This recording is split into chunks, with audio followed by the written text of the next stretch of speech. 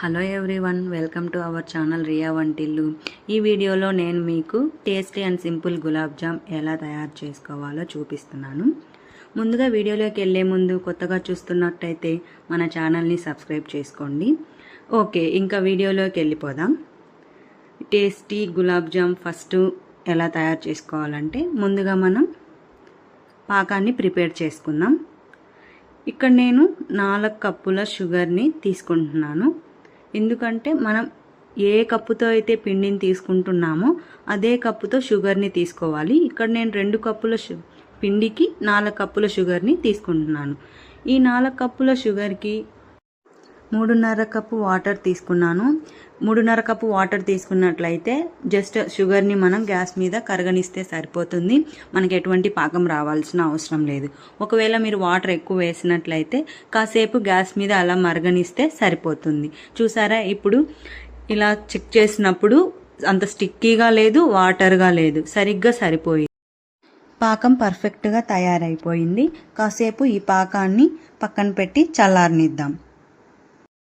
ఈ పాకం చల్లారేలోపు మనం గులాబ్ జామ్ పిండిని రెడీ చేసుకుందాం. ఇక్కడ నేను చూపిస్తున్న కప్పుతో 2 కప్పుల గులాబ్ జామ్ పిండిని తీసుకున్నాను.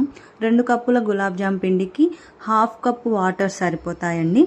సో 1/2 కప్పు వాటర్ తీసుకొని ఈ 1/2 కప్పు వాటర్ తీసుకొని చాలా మృదువుగా కలుపుకోవాలి, మెత్తగా కలుపుకోవాలి. చపాతీ పిండి లాగా కాదండి, ఇది చాలా మెత్తగా ఇలా వేళ్ళతో మాత్రమే కలుపుకోవాలి. ఇలా బాగా కలిపిన తర్వాత నేను చూపిస్తున్న విధంగా నీట్గా ఇలా వేళ్ళతో మాత్రమే కలపండి. ఇలా కలిపిన తర్వాత పిండి ఆరిపోకుండా ఒక మెత్తని గుడ్డ, తడి గుడ్డతో ఇక్కడ నేను చూపిస్తున్న విధంగా కప్పి ఉంచండి. ఒక 5 మినిట్స్ అలా ఉంచితే ఆ తడి అనేది పిండిది ఆరిపోకుండా ఉంటుంది. ఒక 5 మినిట్స్ తర్వాత ఆ క్లాత్ తీసి ఇలా చిన్నగా నేను చూపిస్తున్న విధంగా చిన్న ఉండలుగా రెడీ చేసుకోవాలి. పిండి అంతా ప్యాన్ తీసుకొని ప్యాన్లో సరిపడినంత ఆయిల్ తీసుకొని ఒక్కొక్కటిగా ఇక్కడ నేను చూపిస్తున్న విధంగా గులాబ్ జామ్ ఉండల్ని వేసుకొని బాగా కలియబెడుతూ నేను చూపిస్తున్న విధంగా కలర్ చేంజ్ అయ్యేంత వరకు బాగా వేగనివ్వాలి.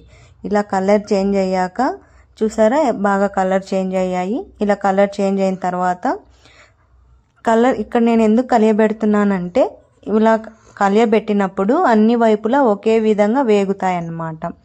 సో చూసారా ఎంత బాగా కలర్ చేంజ్ అయ్యాయో. ఇలా అన్ని ఉండలు బాగా కలియబెడుతూ ఈ విధంగా కలర్ చేంజ్ అయ్యేంత వరకు వేగనించుకోవాలి.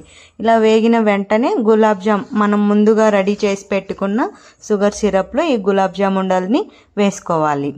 చూసారా ఎంత బాగా కలర్ చేంజ్ అయ్యాయో.